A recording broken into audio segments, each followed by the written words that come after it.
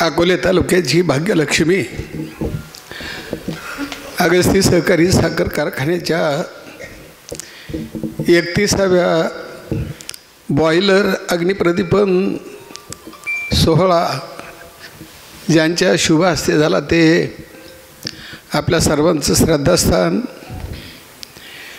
योगी केशव महाराज चौधरी आणि भाऊ पाटील नवले या दोघांच्या हस्ते आणि मच्छिंद्र मामांच्या खरं म्हणजे हा मी अग्निप्रदीपन सोहळा ठेवलेला होता। ते आदरणीय केशवबाबा आमच्या समृद्धी मंडळाचे प्रमुख नेते आदरणीय कारभारी पाटील उगले, आमचे दुसरे समन्वयक मित्र ॲडव्होकेट वसंतरावजी मनकर, जनलक्ष्मी पतसंस्थेचे चेअरमन आमचे मित्र भाऊ पाटील, लक्ष्मी पतसंस्थेचे चेअरमन मच्छिंद्र मामा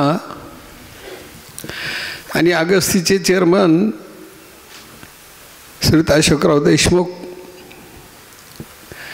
कार्यक्रमासाठी उपस्थित असलेले श्रीयुत मालुंजकर सर,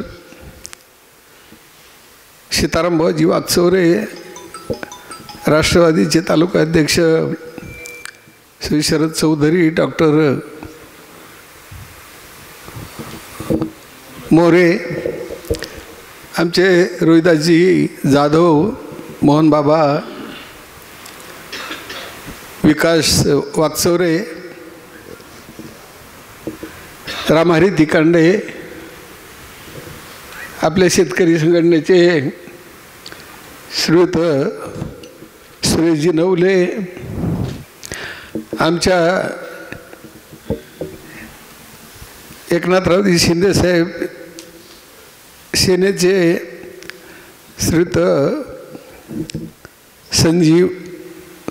संजय वागचौरे, सर्व तालुक्यातील या कारखान्यावर प्रेम करणारे सर्व प्रमुख कार्यकर्ते, सर्व माझे सहकारी संचालक, कारखान्याचे कार्यकारी संचालक Shriyut Kapadnis, chief engineer Shri Kanawade, chief chemist Sahane, शेतकी अधिकारी श्री सतीश, आपले चीफ अकाउंटंट सावंत, सर्वच विभाग प्रमुख, आमच्या कर्मचाऱ्यांचे युनियनचे अध्यक्ष श्री जाधव, त्यांचे सर्व सहकारी सदस्य, सर्व कामगार बंधू आणि पत्रकार मित्रांनो, विसरलो मी मार्केट कमिटीचे चेअरमन आणि खरेदी विक्री संघाचे दोन्ही आमचे चेअरमन तिकांडे साहेब आणि प्रकाश साळवे, सर्व पत्रकार मित्रांनो, खरं म्हणजे माझ्या आयुष्याच्या दृष्टीनं आजचा हा अत्यंत महत्त्वाचा क्षण आहे। ह्या वर्षी बॉयलर अग्निप्रदीपन सोहळा होईल का नाही आणि कारखाना सुरू होईल का नाही ह्या अवस्थेमध्ये खरं म्हणजे आम्ही गेली 6 महिने सर्व संचालक मंडळाने आम्ही होतो। अत्यंत अडचणीतून पूर्ण मागच्या वर्षाचा सीझन आपण चालवला। अनेक दिनी मागच्या वर्षाची शेतकऱ्यांची दिनी होती, व्यापाऱ्यांची दिनी होती, कामगारांची दिनी होती। ही सगळी देणदारी जर दिली नाही तर पुढचा हंगाम आपल्याला सुरूच करता येणार नाही। खरं म्हणजे ही परिस्थिती सगळ्या मला संचालकांना आणि कामगार सगळ्यालाच भेडत होती, तालुक्यातल्या सर्व प्रमुख कार्यकर्त्यांना। परंतु खरं म्हणजे ह्या तालुक्यातील सर्व पक्षीय कार्यकर्ते, प्रामुख्याने ह्या तालुक्यातला शेतकरी आणि कारखान्याचा कामगार, ह्या मंडळींनी अतोनात प्रेम ह्या खरं म्हणजे अगस्ती कारखान्यावर केलेले आहे। 3 महिने शेतकऱ्यांचं पेमेंट मिळालं नाही, पण फार कोणी काही तक्रार घेऊन कारखान्यावर आले आणि संघर्ष केला असं काही शेतकऱ्यांनी कधी केलं नाही। कामगारांचे 8-9 पगार थकले होते. कामगारांनी कधी फार टोकाची भूमिका त्या संदर्भात घेतली नाही. सातत्यानं परंतु प्रयत्न आम्ही करत होतो. सगळ्यात महाराष्ट्रातले अनेक कारखाने अत्यंत अडचणीच्या, आपल्यासारख्या अनेक कारखाने अडचणीमध्ये होते. आणि म्हणून ह्या राज्याचे उपमुख्यमंत्री, ह्या राज्याचे मुख्यमंत्री, दोन्ही उपमुख्यमंत्री प्रयत्न करत होते की केंद्र सरकारकडून काही NCDCकडून या कारखान्याला काही मदत करता येईल का, हे कारखाने चालू राहिले पाहिजेत. हा प्रयत्न साखर संघ, नॅशनल फेडरेशन, शुगरची मंडळी सगळीच करत होते आणि त्याला यश आलं. आमदार साहेबांनी आणि आम्ही दोघांनी सातत्यानं प्रयत्न, दादांकडे 4 दिवसाआड आम्ही सातत्यानं, साहेब जर आम्हाला जर काही मदत मिळाली नाही तर आमचा कारखाना चालणार नाही, खूप अडचणीत आहे. आणि म्हणून ती अडचण खरं म्हणजे एकदाची अत्यंत दिव्यातून ते खरं नाव आलं. शेवटच्या क्षणी तर आम्ही घाबरलो होतो की परत आता अगस्तीचं नाव त्याच्यातून जाते का काय, अनेक संकट. परंतु अगस्तीचा आशीर्वाद आपण सगळेच म्हणतो तसा अगस्तीचा आशीर्वाद या कारखान्याला पहिल्यापासून आहे. कारण कारखान्याची जन्म झाला तोच मुळे अडचणीच्या काळातून झाला. ऊस नाही, गेली 30-32 वर्ष आपण साखर कारखाना चालवतो. एकही वर्षी 1 वर्ष फक्त मला 4-4.5 लाख टन ऊस फक्त ह्या कारखान्याच्या कार्यक्षेत्रात झाला. 1.5 लाख 2 लाख याच्यापेक्षा ऊस जादा नाही. आणि म्हणून सातत्यानं बाहेरून ऊस आणायचा, तो प्रयत्न करायचा गेटकेंचा. आपण एवढ्या अडचणीतला कारखाना बाहेरची लोक ऊस देतील का नाही. परंतु एक तुम्हाला सांगतो, एवढा विश्वास अगस्ती कारखान्याच्या सर्व सभासदांनी, तालुक्यातल्या सर्व कार्यकर्त्यांमुळं एक विश्वासाने ह्या कारखान्यावर आपल्या सगळ्या जिल्ह्याबाहेरच्या ऊस उत्पादनीसुद्धा ह्या कारखान्यावर खूप विश्वास ठेवला. आणि याचं एकमेव कारण मी कारभारी पाटलांना सांगेल की ह्या कारखान्यावर सगळ्यात जो विश्वास आहे मालुसकर सर, तो फक्त ह्या कारखान्यावर कुठूनही कोणत्याही काट्यावर ऊसाची गाडी येऊन ह्या कारखान्यावर त्यांनी ते वजन करावं. 1 ग्रॅमचा सुद्धा फरक ह्या कारखान्यामध्ये ऊसाच्या टनेजमध्ये कुठं होत नाही. ती गाडी कुठूनही आली तर हा विश्वास जो खरा या कारखान्यावर आहे.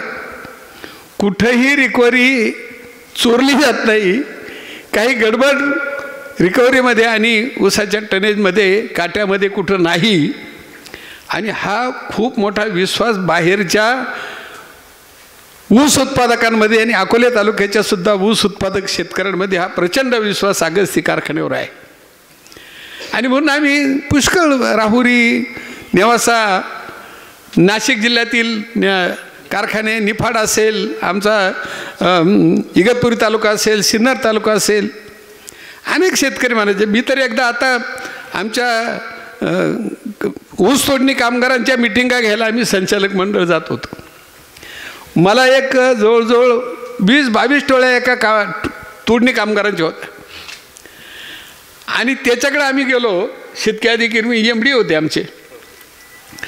ते मला सांगत होते, मी कोणाचं नाव सांगत नाही, परंतु आम्ही त्या कारखान्याला टोळ्या द्यायचं का बंद केलं, तर प्रत्येक गाडीमध्ये 2 टनाचं काटा मारायचं काम ती मंडळी करत होती. आणि त्या शेतकऱ्यांचा तोटा तर होतोच, परंतु आमच्या कामगारांना सुद्धा, ऊस तोडणी कामगारांना सुद्धा त्याचं टनेज, त्याचे पैसे कमी भेटतात.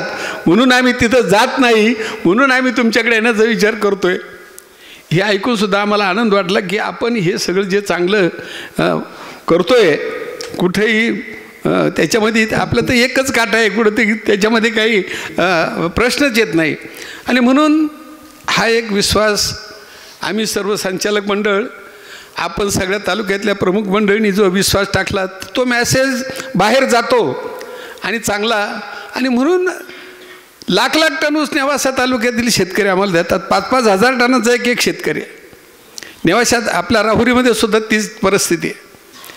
निफाड आणि आमचा इगतपुरीचा नाशिक कारखाना तोही आपल्यासारखा बंद होता बरेच दिवस. मागच्या वर्षी त्यांनी थोडी सुरुवात केली. त्यांनी विनंती केली मागच्या वर्षी आम्हाला, उगले पाटील, का आता तुम्ही टोळ्या टाकू नका, आमचा जरा कारखाना सुरू होतोय. परंतु नंतर ते अडचणीत आले, त्यांनाही तो कारखाना काही चालवता आला नाही आणि परत त्या शेतकऱ्यांची खूप मागणी आपल्याकडे, नंतर आम्ही तो ऊस आणला. असं एक अडचणीत होत नाही, परंतु एक विश्वास आपल्या तालुक्यातील सर्वांचा, सर्वपक्षीय कार्यकर्त्यांनी सहकार्य केलं. जर इथं कारखान्यात जर कधी राजकारण आलं असतं तर हा कारखाना कधीच मोडून तोडून बंद झाला असता. परंतु सगळ्या तालुक्यातल्या नेते मंडळींचं, सगळ्यांचा आपला विश्वास या कारखान्यावर हा चालला पाहिजे कारखाना. शेतकऱ्यांची तीच भावना आहे, कामगारांना सुद्धा अनेक अडचणीतून ते सुद्धा हे भावना व्यक्त करतायत. आणि म्हणून थोडाफार दरवर्षी आशेचं करून पुढं काहीतरी चांगलं होईल, पुढे काहीतरी चांगलं होईल म्हणून तो प्रयत्न आपण करून तो बंद न ठेवता तो चालूच राहिला पाहिजे. हा प्रयत्न खरं म्हणजे करतोय. 94 कोटी NCDCनं दिलेत, ते सुद्धा कर्जच आहे. आणि म्हणून परंतु त्यातून काही आम्हाला जिल्हा बँकेचे 50 कोटी रुपये द्यायचे होते. मागच्या सीझनमध्ये त्यांची काही बरीच हे राहिली होती, त्यांचे हप्ते राहिले होते, ते दिले. आमच्या कामगारांचे 5 पगार त्यावेळेस आम्ही ते पैसे आल्यानंतर दिले. ज्या मंडळींकडून आम्ही शेतकऱ्यांचं पेमेंट देण्यासाठी, मला वाटतं 94 कोटी यायच्या अगोदर 7 कोटी आम्ही काही उपलब्ध करून शेतकऱ्यांचं आपलं 2700 रुपयानं सगळ्यांचं पेमेंट दिलं होतं. परंतु बाकीची देणी दिली याच्यातून. आणि हा जनरल मिटिंगला सांगितलं मी, सगळ्या मासिक मिटिंगमध्ये माझ्या संचालकांना 100 वेळा आमच्या झाला. काही मंडळी म्हणतात की तुम्ही हिशोब दिला नाही वगैरे, असं काही आम्ही सगळ्या माझ्या संचालकांना 10 वेळा हिशोब तोंडपाड झाले सगळ्यांचे. काय ठोकळ आकडे आहेत, पतसंस्थेचे किती दिले, जिल्हा बँकेचे किती दिले, पेमेंट किती वाटलं, काही शिल्लक नाही. नवीन परत सुरुवात ह्या वर्षाच्या सीझनसाठी फक्त मी 17 कोटी रुपये बाहेर राखून ठेवले. काही पतसंस्थेत ठेवले, काही दुसऱ्या बँकेत ठेवले. कारण ह्याने कोणाचं थकबाकी झाली ना, आमचं बँकेचं खातं सील झालं का आमचे पैसे गेले. परंतु माझ्या ऊसतोडणी कामगारांचे ॲडव्हान्स देण्यासाठी, हे सगळं आतली कामं रिपेरिंग करण्यासाठी त्या पैशातून 94 कोटीमधून सर मी ते पैसे 20 कोटी रुपये बाजूला ठेवले. आणि म्हणून त्या सगळ्या आता काल आपल्या सगळ्या ट्रका आम्ही टोळ्या आणण्यासाठी पाठवलेले आहेत. आतले काम आज बॉयलरचं अग्निप्रदीपन आपण अशासाठी केलं, माझी कल्पना होती 15-16 तारखेला आपण सुरू करायचं, त्या दिवशीच हे करू. परंतु माझ्या चीफ इंजिनियरनं मला सांगितलं की तुम्ही हा कार्यक्रम अगोदर केला पाहिजे, कारण मला सगळी ते फिरवावं लागेल. सगळी त्याची जी काही ट्रायल असतात ह्या सगळ्या ट्रायल त्यांना 4-5 दिवसामध्ये घ्यायच्या आहेत. आणि म्हणून खरं म्हणजे हा कार्यक्रम छोटेखानी काल मी काही प्रमुख मंडळींना फोन केले, काही शेतकऱ्यांना शेतकरी डिपार्टमेंटला सांगितलं की शेतकऱ्यांना काही कळवा. आणि हा कार्यक्रम आपण आज करू. 15 तारखेला किंवा 16ला, 15ला इथं एक कार्यक्रम आहे, पण 15 किंवा 16ला मुळी टाकण्याचा कार्यक्रम सुद्धा करू आपण. लेबर यायला 1-2 दिवसामध्ये सुरुवात होईल. परंतु हे सगळं असताना आपला राज्य सहकारी साखर संघ आणि नॅशनल फेडरेशन काही प्रयत्न करतायत. आणि कालही 2-3 दिवसापासून सतत पेपरला येते की FRP दरवर्षी केंद्र सरकार वाढवते, FRP वाढवते, परंतु त्याच्याबरोबर साखरेचे भाव वाढायला पाहिजे, ते काही वाढत नाही. परंतु तो प्रयत्न आता होताना दिसतोय. जर कधी 40 रुपयापर्यंत साखर गेली किंवा साखर याला एक्सपोर्टला जर परवानगी मिळाली तर कारखान्यांना खरं म्हणजे बरंचसं त्याच्यातून 4 पैसे जादा मिळण्याचा हे होईल. परंतु साखरेचे भाव वाढू नये म्हणून केंद्र सरकार ती निर्यात बंदी केलेली आहे. परंतु तो प्रयत्न करतायत ही आमची साखर संघाची मंडळी. भाव वाढीचा सुद्धा प्रयत्न होतोय. आणि म्हणून असं काही केंद्र सरकार आणि राज्य सरकारनं काही प्रयत्न हे कारखान्यांना मदत करण्याचं धोरण जर घेतलं तरच ही कारखानदारी चालू शकेल. किंबहुना मी 30 वर्षे जिल्हा सहकारी बँकेमध्ये आपला प्रतिनिधी म्हणून काम करतो. 6 वर्ष मला चेअरमन म्हणून काम करण्याची संधी मिळाली. आणि म्हणून जवळून मला हे सगळे कारखाने, जिल्ह्यातल्या कारखान्याची काय कोणाची परिस्थिती कोणाची नाही, 1-2 बोटावरचे मोजले कारखाने सोडले तर सगळ्या कारखान्यांची परिस्थिती अत्यंत अशी अडचणीची आहे. कारण आपण सगळा हिशोब जर केला, FRPची रक्कम, एकूण होणाऱ्या खर्चाचं सगळा हिशोब जर पाहिला तर 500 रुपये टनाला तोटा होतोय. एका टनाला 500 रुपये तोटा. 4 लाख जर गाळत झालं तर 5-20 कोटी तोटा होतोय. आजही आपला तोटा फार मोठ्या प्रमाणात वाढलेले आहेत.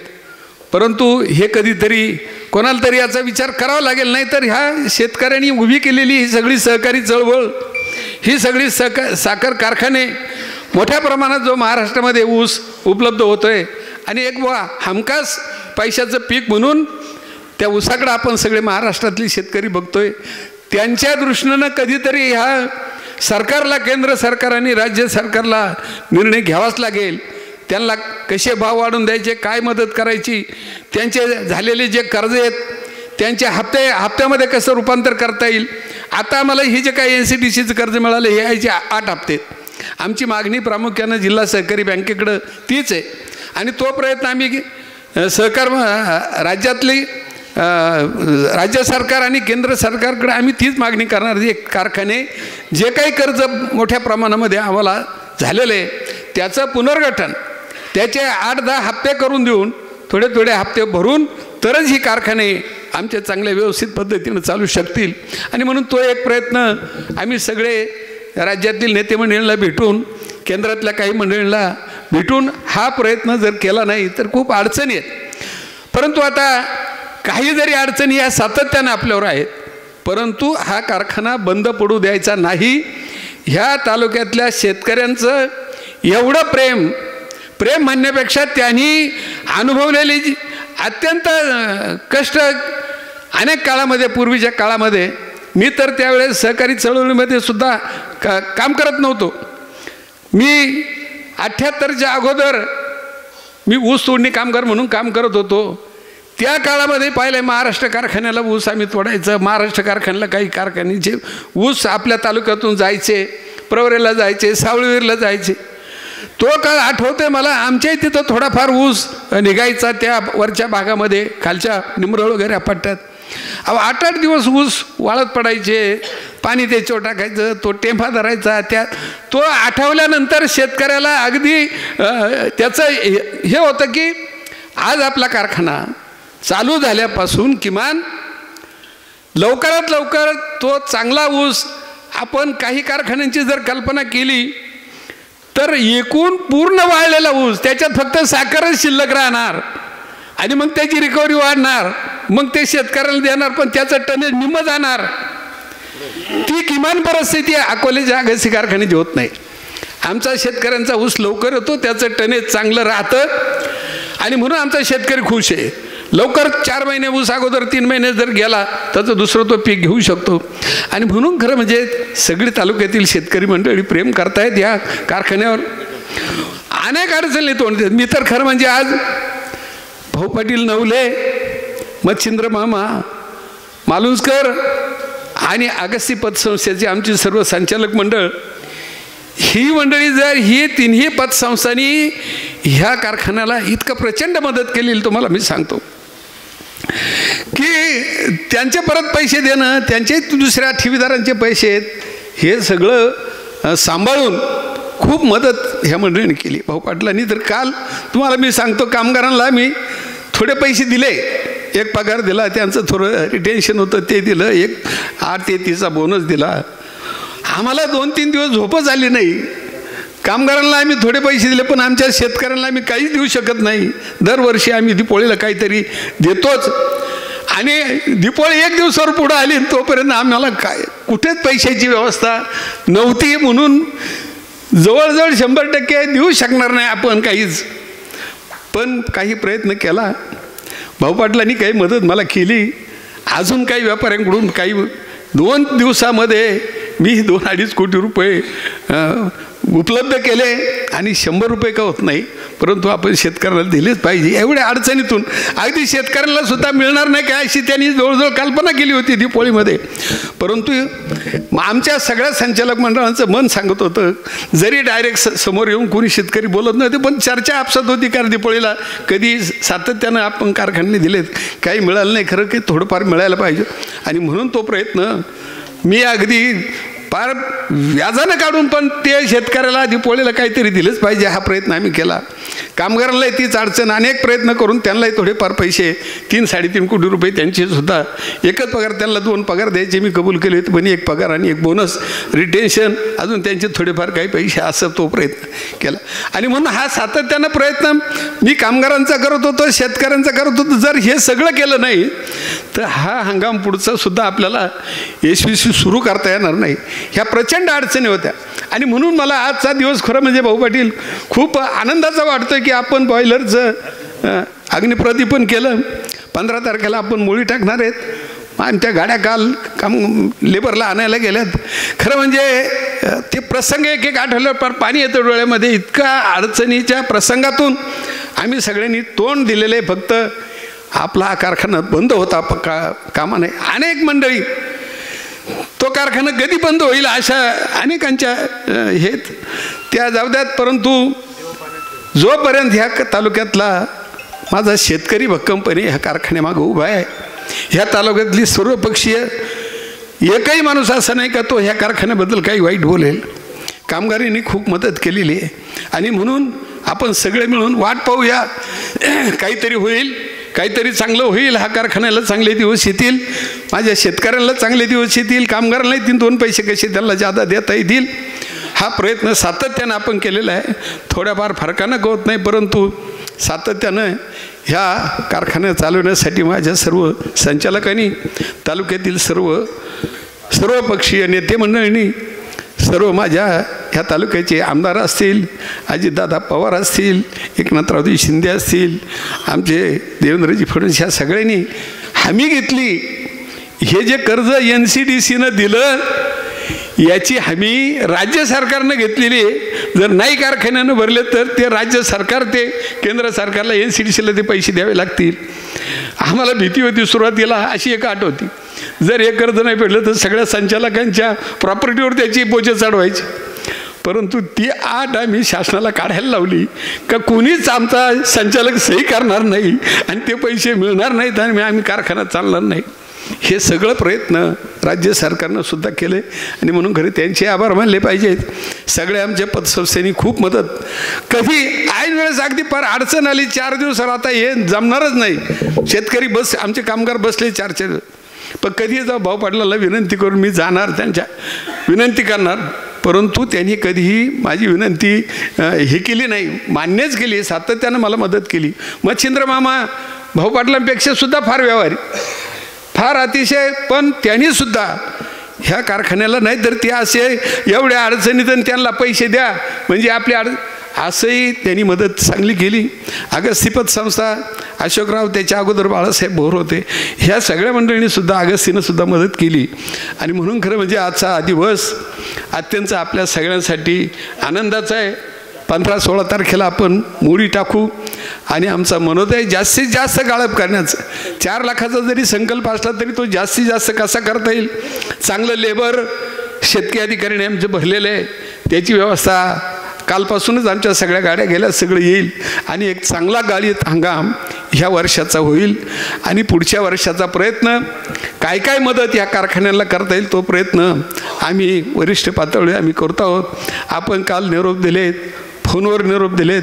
आपण सगळी प्रमुख मंडळी, सगळे आमचे सहकारी क्षेत्रातील प्रमुख कार्यकर्ते, आमच्या शेतकरी समृद्धी मंडळाचे सगळे पदाधिकारी, काही पदाधिकारी आले नाहीत, निवडणुकीची काळ आहे, सगळी मंडळी प्रचारामध्ये आहेत, तरीसुद्धा सर्व मंडळी आलीत.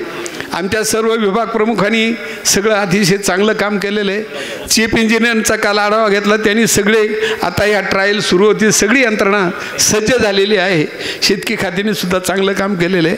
आणि म्हणून मी सर्व नेते मंडळींचं, आदरणीय केशवबा महाराज यांचं, सर्व संचालक मंडळ, सर्व माझे कामगार युनियनचे सगळे प्रतिनिधी, ह्या सर्वांचं पुढचा गळीत हंगाम यशस्वी करण्यासाठी सगळ्यांनी मनपूर्वक मदत करा, एवढंच मी नम्र आवाहन करतो आणि थांबतो. जय हिंद, जय महाराष्ट्र.